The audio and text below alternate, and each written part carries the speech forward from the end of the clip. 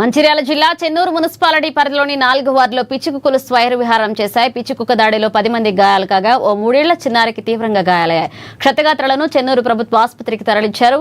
స్థానిక బీఆర్ఎస్ నేతలు వారిని పరామర్శించారు. వీధి కుక్కల బెడద తొలగించడానికి చెన్నూరు మున్సిపాలిటీ జనరల్ బాడీ సమావేశంలో 3 లక్షల రూపాయల నిధులను కేటాయించినప్పటికీ చర్యలు శూన్యమంటూ ఆగ్రహాన్ని వ్యక్తం చేశారు. పట్టణంలో వీధి కుక్కల బెడద తొలగించే చర్యలు తీసుకోవాలంటూ డిమాండ్ చేశారు. ఈరోజు చెన్నూరు మున్సిపాలిటీ పరిధిలో పిచ్చి కుక్క సరాయిహారం చేసింది. ఎస్సీ కాలనీలో పూర్తి స్థాయిలో పిచ్చి కుక్కల్ని పట్టడంలో విఫలమైన మున్సిపాలిటీ అధికారులు 3 లక్షల రూపాయలు కేటాయించడం జరిగింది జనరల్ ఫండ్ నుండి. ఇప్పటి వరకు ఒక్క కుక్కను కూడా పట్టినట్టుగా చూపించలేదు. ఒక్క కుక్కకు ఇంజెక్షనే లేదు.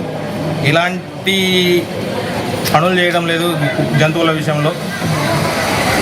అలాగే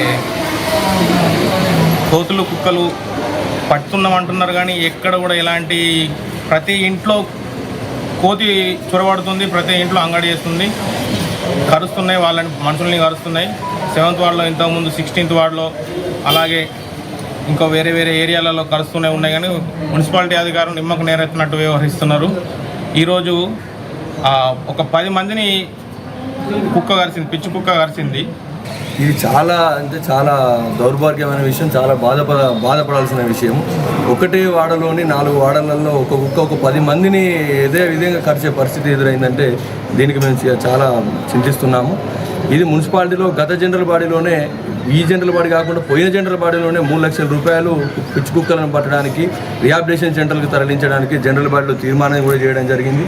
తీర్మానం చేసినప్పటికీ 3 నెలలు గడిచినా కూడా దాని మీద యాక్షన్ తప్ప పాల్గొవారు వచ్చినాక ప్రజలకు సేవ చేయడంలో 100% విఫలమైందని చెప్పి ఈ సందర్భంగా చెప్పడానికి ఏం